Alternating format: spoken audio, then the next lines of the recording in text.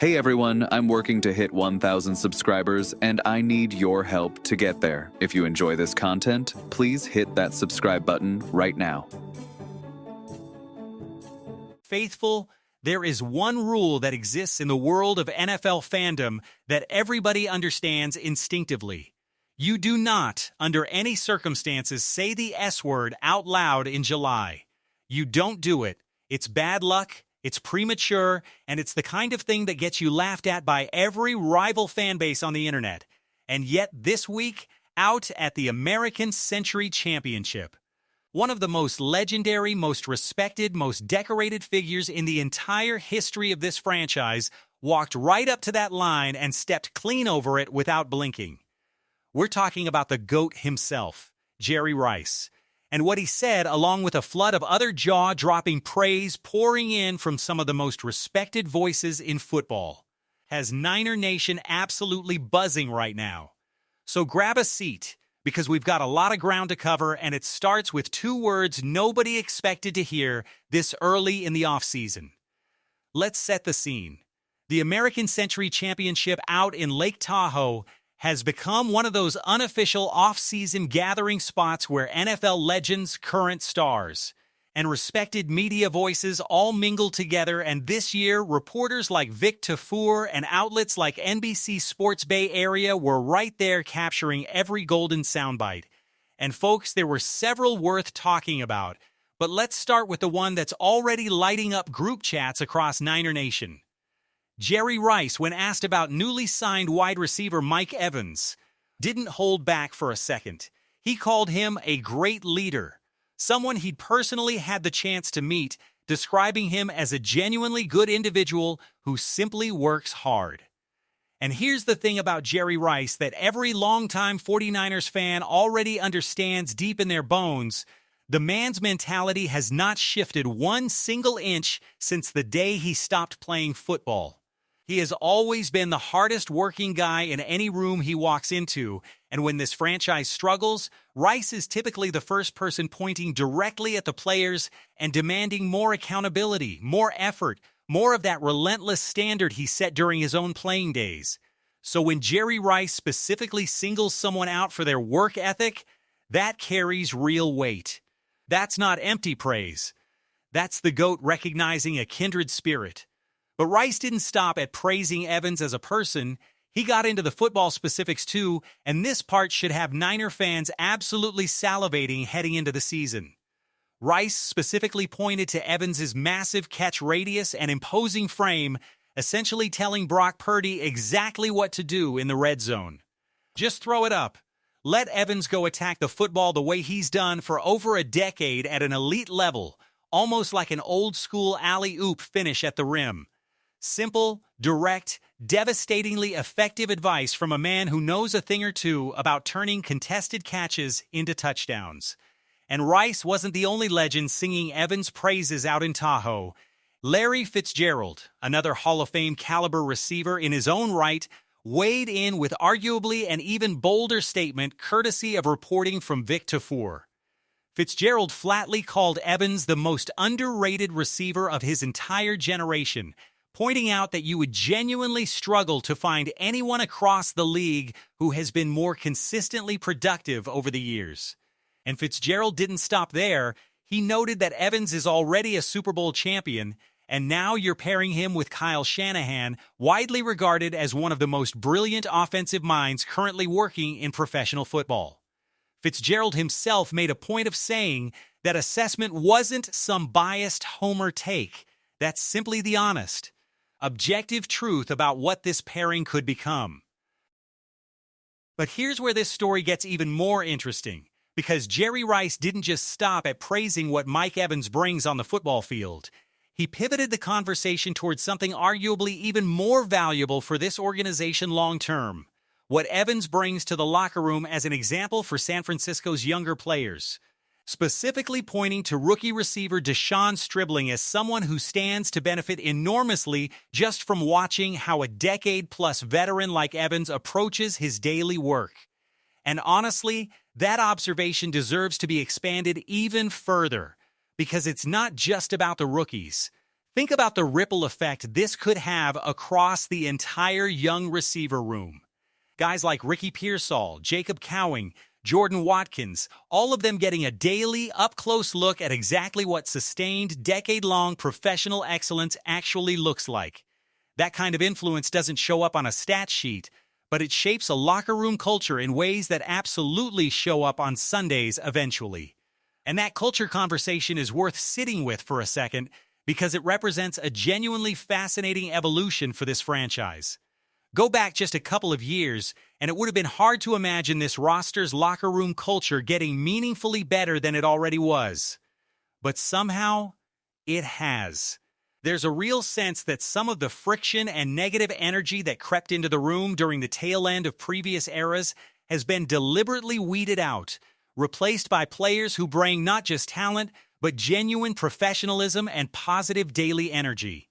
That's not a knock on anyone who's moved on.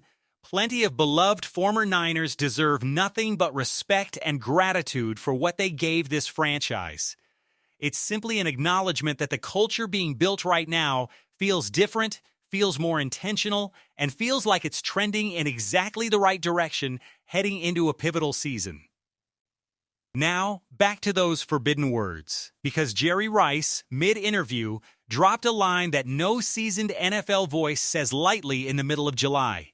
He said plainly that he feels really good talking about this football team, that he believes this is the year for the 49ers, and that he certainly hopes that belief proves true. He made it clear the responsibility now falls squarely on the players themselves to go out and actually get it done. He talked about wanting a fun year, about wanting this team to make a genuine statement, emphasizing that this roster is undeniably talented right now, and that the real determining factor comes down to whether this locker room can come together as a truly cohesive unit. Rice specifically urged the team to start building that mentality now during training camp, rather than waiting until the games actually start counting, setting the expectation bar high immediately and refusing to lower it. Now look, is Jerry Rice a guy who's been known to say big, bold, headline-grabbing things before? Absolutely, no argument there. This isn't the first time he's floated Super Bowl-level expectations for this organization, and it likely won't be the last. But there's something about hearing it again, right now, heading into this specific season with this specific roster that hits a little differently.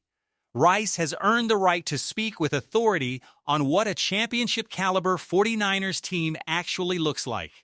And when he says this is the year, Niner Nation is listening. But we're not done yet, faithful, because there's one more massive piece of news that dropped this week, and it centers on a man who needs absolutely no introduction around here, George Kittle.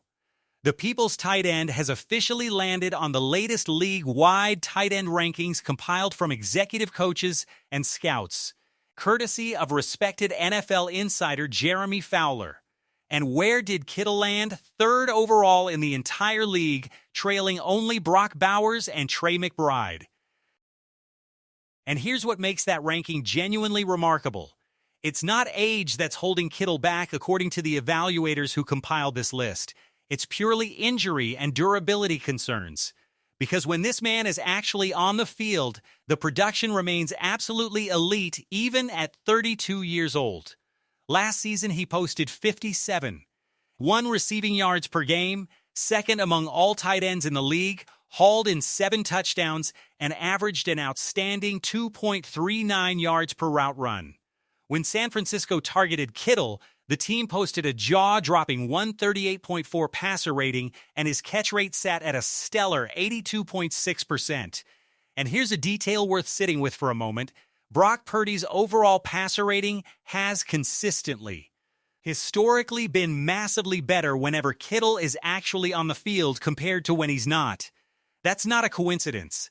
That's a tight end fundamentally altering the entire math of an offense just by being out there. One NFC executive quoted in that same evaluation put it bluntly, injuries and durability are becoming a real concern, but when he's healthy. Kittle remains the most versatile, complete, dominant tight end in the sport, still the gold standard for blocking, running, and catching all in one package. And honestly, that assessment almost undersells the full picture, because it doesn't even touch on what Kittle brings as a leader, as a locker room presence, as the guy who sets the tone and energy for an entire building. That deserves its own gold standard distinction entirely. And then there's the stat that should stop every single Niner fan in their tracks. Kittle is one of only 3 players across the entire NFL with 6 or more receiving touchdowns in each of the past 5 consecutive seasons. Want to know who the other 2 names on that list are? Jamar Chase and Davante Adams. 2 of the most explosive, dominant wide receivers in modern football history. And right there alongside them, matching that exact standard of sustained excellence year after year after year, is a tight end. Let that sink in for a second. That's not a compliment. That's a statistical fact that places George Kittle in genuinely rarefied company, regardless of position. So here's where all of this leaves us heading into training camp. Faithful, a legend like Jerry Rice publicly, confidently declaring that this could finally be the year. 2 Hall of Fame caliber receivers in Rice and Fitzgerald, both raving about what Mike Evans brings to this locker room, both on the field and off it. A young receiver room with a golden opportunity to learn from a decade-plus veteran doing things the right way every single day. And George Kittle, once again, proving statistically that he belongs in a conversation with the very best skill players in the entire league, tight end or otherwise. Add it all up, and it's genuinely hard not to feel the momentum building in San Francisco right now. So tell me, Niner faithful, are you ready to say the forbidden words right alongside Jerry Rice? Do you believe this is finally the year? And where does George Kittle's 3rd place ranking sit with you? Too low, too high, or right about where he belongs? Sound off down in the comments. I want to hear every single prediction you've got.